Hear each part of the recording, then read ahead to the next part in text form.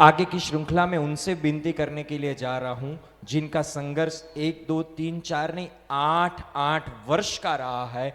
वैसे मुमुक्षु रत्ना ऐश्वर्या जी चोपड़ा शहादा महाराष्ट्र से है। 8 वर्ष के संघर्ष के बाद अब अष्टकर्म को तोड़ने की साधना का प्रारंभ करने के लिए जा रहे हैं। मैं विनती करूंगा मुमुक्षु रत्ना ऐश्वर्या जी चोपड़ा से। रमे रोम रोम नमे रोम रोम रजो हरण तणा रंगे इन अंग अंग इन अंग अंग मोह संग चढ़ा जंगे वैराग्य न महिमा भार वैराग्य न महिमा धार वैराग्य पर ओवार वैराग्य न महिमा धार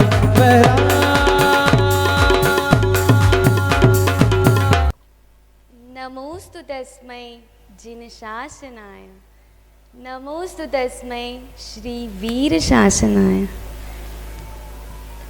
करवो छे आ भवनो निस्तार त्याजीने स्वार्थी संसार गुरु चरणों में रही थाशे मारी नैया पार थाशे मारी नैया पार तेथी ज मांडवी छे संयम जीवन में वैराग्य पगधार वैराग्य पगधार।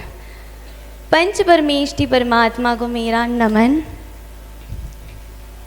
जिनके आशीष से मुझे आज यहाँ इस स्टेज पर आने का सौभाग्य प्राप्त हुआ है। ऐसे परम उपकारी चारों दादा गुरुदेव के चरणों में मेरी कोटिशः वंदन। वर्तमान खरदर गच्छाधिपति आचार्य देवेश श्री जिन मणिप्रभ सागर सुरीश्वर जी मारे साहेब जी के चरणों में मेरा कोटिशः वंदन। छत्तीसगढ़ श्रृंगार नवयुण तीर्थ प्रणेता मेरे दीक्षा दानेश्वरी ऐसे परम उपकारी श्री जिन पीयूष सागर सुरीश्वर जी मारे साहेब जी के चरणों में मेरा कोटिशः नमन। और मम जीवन उद्धारिका साध्वी वरिया जिन शिशु प्रज्ञा श्री जी मारे साहेब जी के चरणों में वंदन।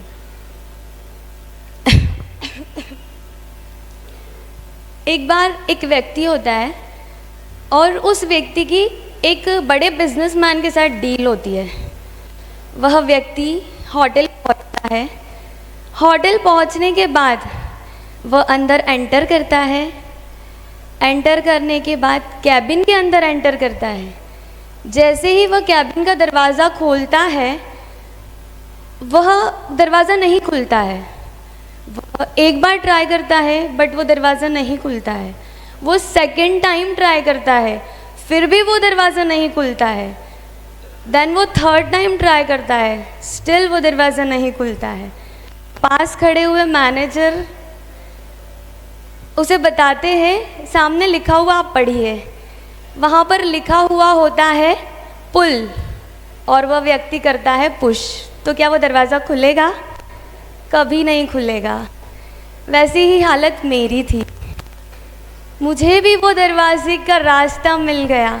मैंने भी रत्नत्रयी को पुल करके संसार को पुश कर दिया। जैसे ही रत्नत्रयी को पुल किया संसार ऑटोमेटिकली पुश हो गया। टॉयज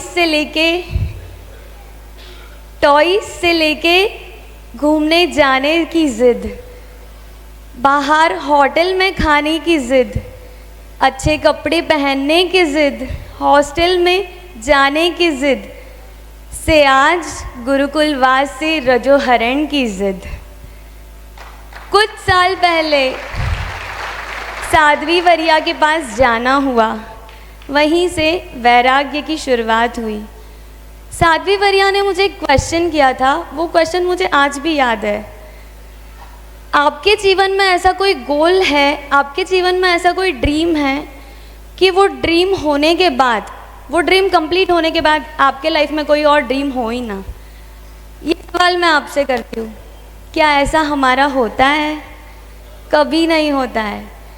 जैसे हम लोग 10th के एग्ज़ाम पास करते हैं, अच्छे कॉलेज की एडमिशन, अच्छे कॉलेज में एडमिशन भी मिल जाए, देन व्हाट इज़ नेक्स्ट? उससे भी अच्छे डिग्री की कॉलेज में एडमिशन, अच्छे जॉब की तलाश, बस इसी में हमारी लाइफ चली जाती है। ये सवाल मुझे रात भर सोने नहीं दिया। इस सवाल का चिंतन मैंने अपनी लाइफ में उस दिन रात भर इस चिंतन किया और सुबह जाके मारी साहब जी को आंसर किया, मार्जा इसका आंसर मुझे नहीं मिला। मारसा बोले कि ठीक है अभी तुम घर जा रही हो पर इसका आंसर ज़रूर ढूंढ के लाना नेक्स्ट टाइम आऊँगी जब। और जब मैं नेक्स्ट टाइम मारी सेठ जी के पास आई तो इसका आंसर मुझे मिल चुका था। मैंने अपना जीवन मारी सेठ जी के चरणों में समर्पण करके मेरी वैराग्य की यात्रा प्रारंभ की। गुरुकुलवास में इतना कुछ सीखने मिला, इतना कुछ पढ़ने मिला कि कभी घर परिवार की याद ही ना आई। अनंत उपकारी गुरुवरिया श्री के कोटिशः नमन करती हूँ। अगर आज वो नहीं होते तो शायद मैं यहाँ नहीं होती। और आज का दिन तो मेरे लिए मिराकल से कोई कम नहीं है। उपकार की श्रृंखला में सभी का उपकार रहा है वैसे, पर सबसे परम उपकारी मेरी दादी जो आज नहीं है, पर मैं अंतर हृदय से उन्हीं को प्रणाम करती हूँ। आज वो जहाँ कहीं भी हो, वो जहाँ से भी मुझे देख रहे हैं, मुझे आशीर्वाद प्रदान करने जरूर आइएगा।